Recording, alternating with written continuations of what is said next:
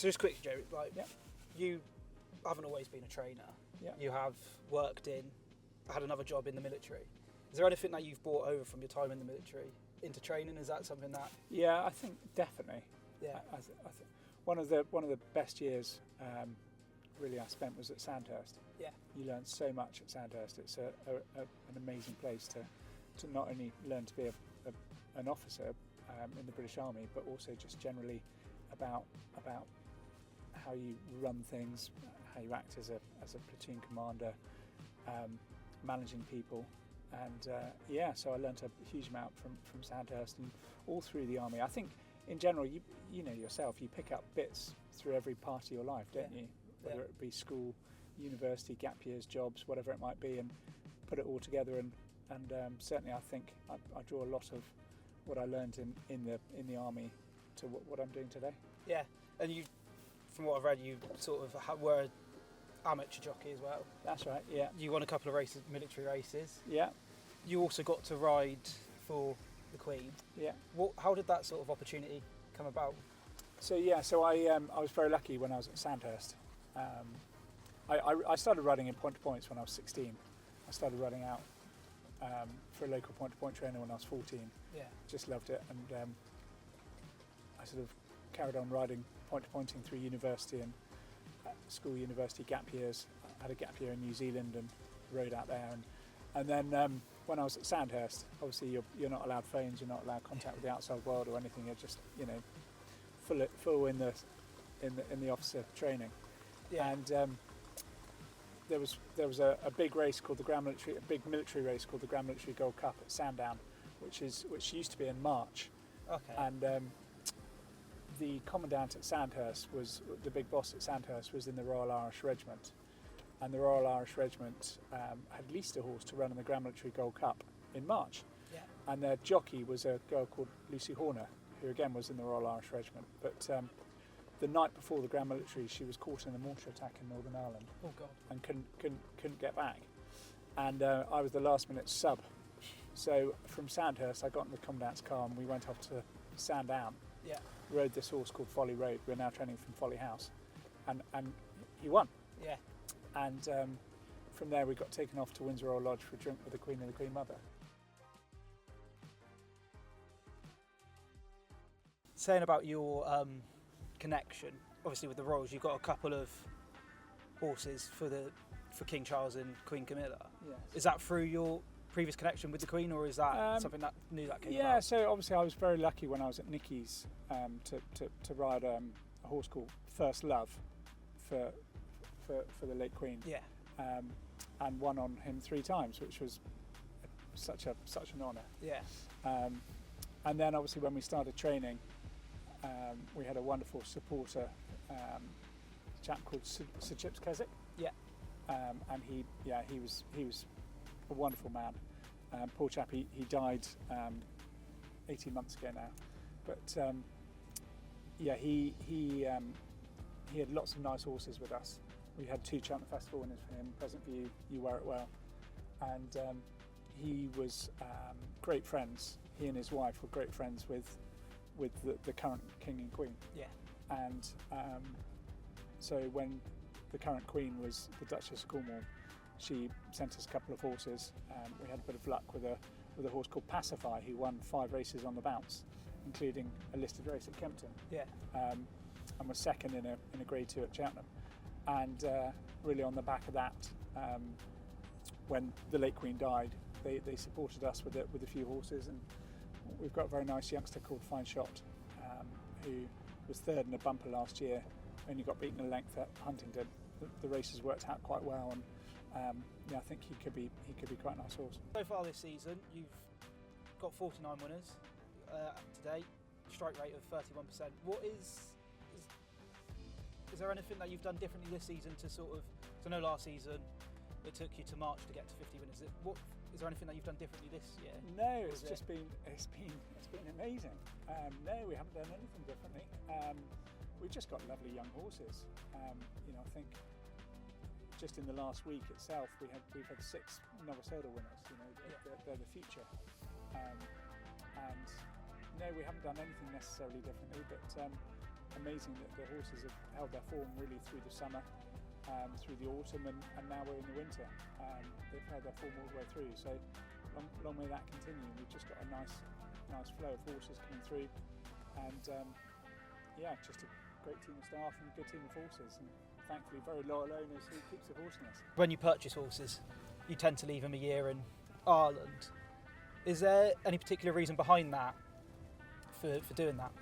When we're buying young French horses, we send them to Ireland for a year or two. I think the French horses take time to acclimatise as well when they come over to this country. So we just give them time. I think time is crucial to any horse. The longer you can give it to mature and strengthen, the better. Yeah. And we just have a little bit of a system that we've got. A lovely pre-trainer in Ireland who's doing a lot of work for us. We use Harry Whittington over here in England as well. So we've got a good team in place, so that when horses come into us at Folly House, they hopefully know the job and hit the ground running as such. Yeah. Do you think that's important for the horse's development then? Definitely. Yeah. Yeah. What does it, for people that wouldn't understand, what does that do for their development? Just giving them that. The time to strengthen their frame, their skeleton, build their muscle, and just let them mature and develop into the horse that can hopefully then withstand the rigours of training. The reason for them going up in pairs is it's a bit like you going for a run, to be honest with you. Yeah. If you go for a run by yourself, you might not push yourself so much, but if you go for a run with someone else, you're always going to want to naturally be a little bit more competitive and probably try and outdo them a little bit. So it's putting them together and just getting them to travel into the bridle and getting them working up the face of that hill, which is a very stiff hill.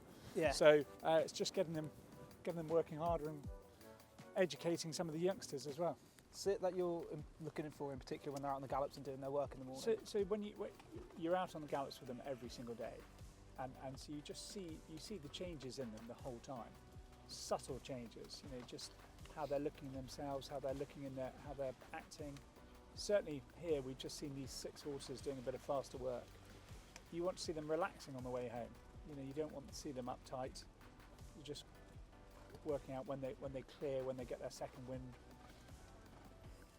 seeing how fit they are, and just seeing how they act, their demeanours.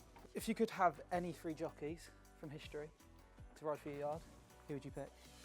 Any 3 jockeys in history? Yeah. Well, listen, I've got to go for Gav, obviously. Yeah. He's obviously riding for us and doing brilliantly for us. Listen, growing up, Richard Dunwoody and Peter Scudamore, Adrian Maguire, they were my kind of idols growing up. But obviously AP's a phenomenon. Sean Bowen's riding out of his skin at the moment, and listen, there's plenty of wonderful jockeys. Ruby Welsh was amazing, and Mick Fitzgerald, obviously when I was at Nicky's, was a big part. So I think I'd stick with Gav. Yeah. Cheltenham Gold Cup or the Grand National? Cheltenham Gold Cup is obviously the pinnacle, isn't it? It's the best of the best. But the Grand National is a race that everyone knows all around the world, don't they? It's a race that sort of stops not only the nation but the world. Yes. So tricky one to call. But listen, I'd probably, being a purist, I'd probably say Gold Cup.